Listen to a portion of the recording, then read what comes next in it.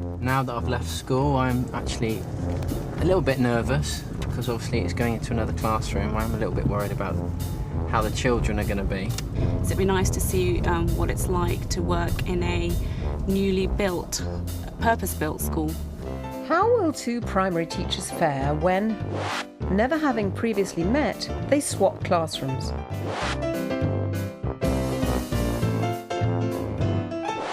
And what will they learn from the experience? Who's the letter from? It doesn't show it on the board. Who's the letter from? You can deduce from there. Matt Bull is a Class 5 teacher at Horsenden Primary in West London. His school buildings are only a couple of years old. So, look at each other's work, have a go at evaluating each other's work. By contrast, Suvir Rai teaches in the oldest school buildings in Ealing. But it doesn't stop her organising her classroom at North School, West London, according to modern ideas. Set your partner a target that they need to work on to improve that discussion. In terms of organisation of my classroom, I think very carefully about how to seat my pupils. The ones that I think need a little bit of extra support will sit closer to me, so close to the board where they can keep eye contact with me and the board. And the ones that I think maybe need buddy support, I will pair them up with somebody that will actually be a good peer support for them, encourage them to have another go and have another look at their task.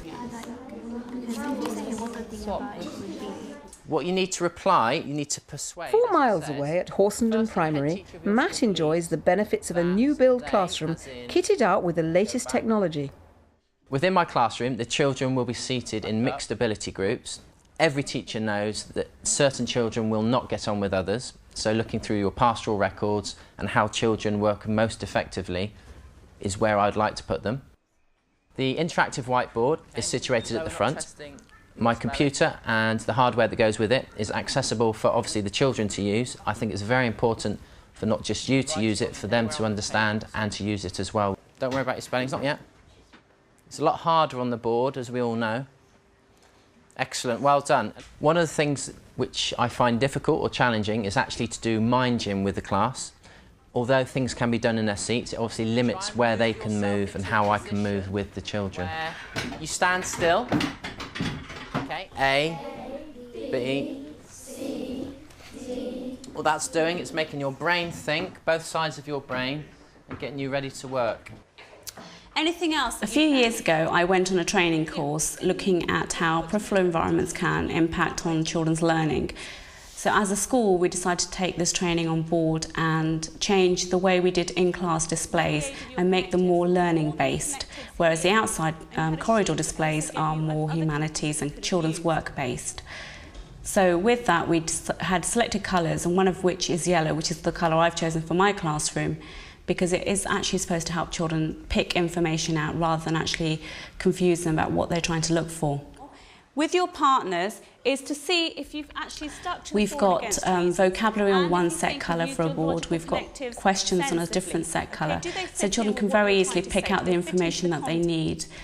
On our maths wall, we will have the methods that we've decided to teach for that year, the set methods displayed, so the children can constantly refer to them, we can refer to them in our teaching.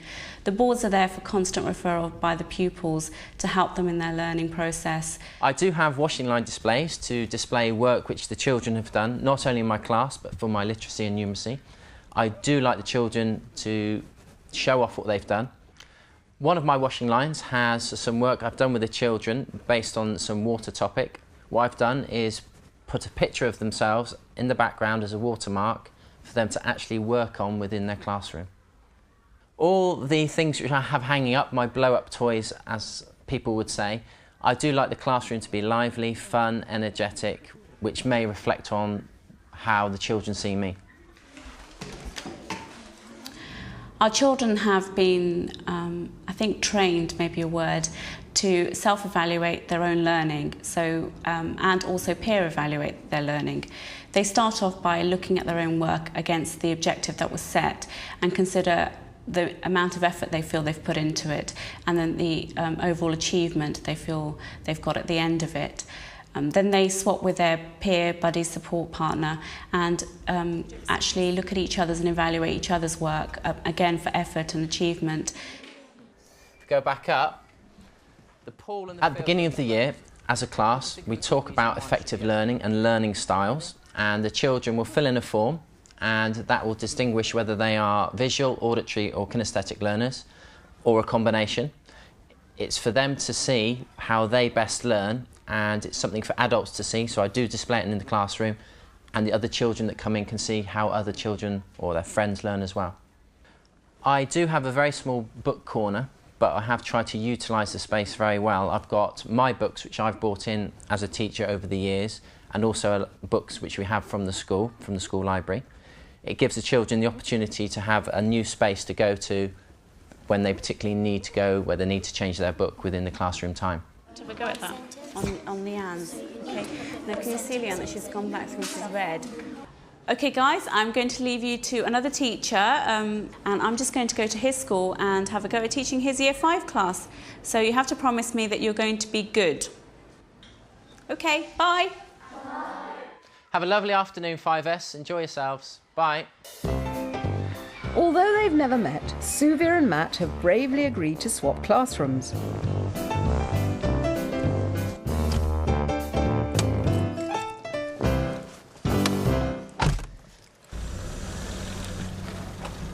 Are they looking forward to it or feeling apprehensive?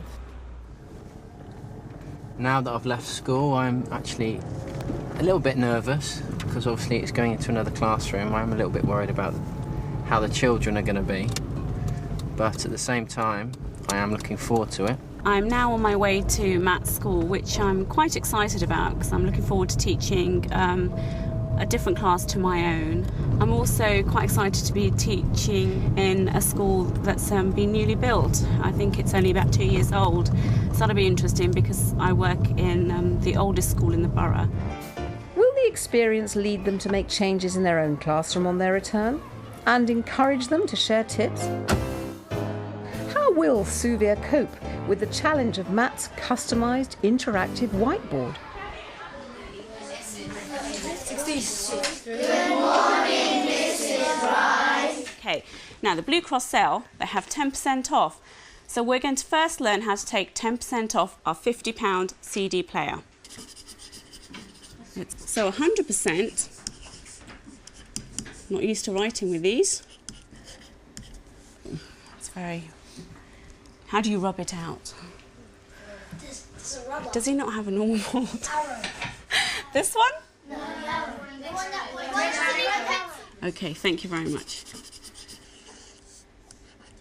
Who can come out and be numbers for me? Anybody? Okay.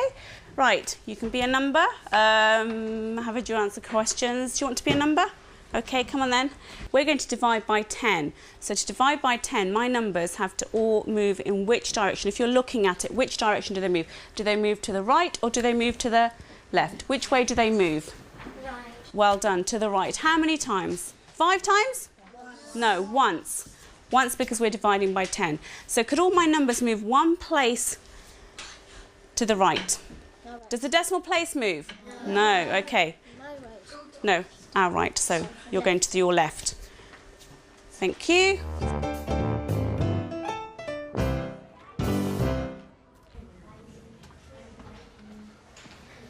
Good afternoon, everyone. It's a pleasure to be here, first of all, so thank you very much for letting me come along. Today we're going to look at something, if I look around, I know you've looked at already, and we'll see how it goes. A volunteer, brave enough to come out. I'm not going to blindfold you, which is what I do in my class, but who's willing to come out? Thank you very much. In this bag, which is full of money, no, it's not. I'm going to ask you to close your eyes, and if you can face your audience, and feel for something, bring it out, not yet, and try and describe to people what you think you've got in there. So, put your hand in, fantastic. What do you think that could be? Vase? Okay, what did you say again? A vase. A vase, a vase, okay. Open your eyes. Can anyone see anything which this links to in this room here? Everyone say it? Greek. Yep, your groovy Greeks, fantastic, okay? So, there you go. We're going to combine your groovy Greeks with top trumps. And that sounds strange, but you'll all know in a few minutes, okay? Does anyone recognise anything to do with this symbol? Who am I thinking of?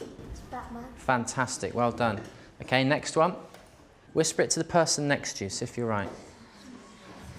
And you can say it? Okay, fantastic. Assessing the current organisation of the two classrooms, our experts have a tip or two to suggest. Now, Sylvia and Matt explained to us very clearly why they organise their classrooms as they do. What they have in common is that their children are seated in groups of 4 to 8 around a surface, maybe on 2 sides, maybe on 3 sides. It's a great arrangement for children working in groups. Actually, we don't do much of that.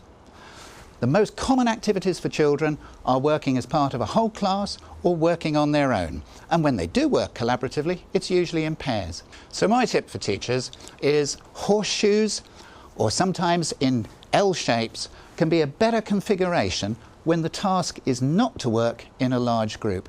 One of the problems with ringing a bell every 45 minutes and compartmentalising children's learning is that we end up building huge amounts of school physical space to circulate the children. We have corridors and stairwells. Most of these walls aren't structural. Knock them down, the classrooms will be 20% bigger, you won't have naughty children unsupervised, learning will be stellar. Go to it.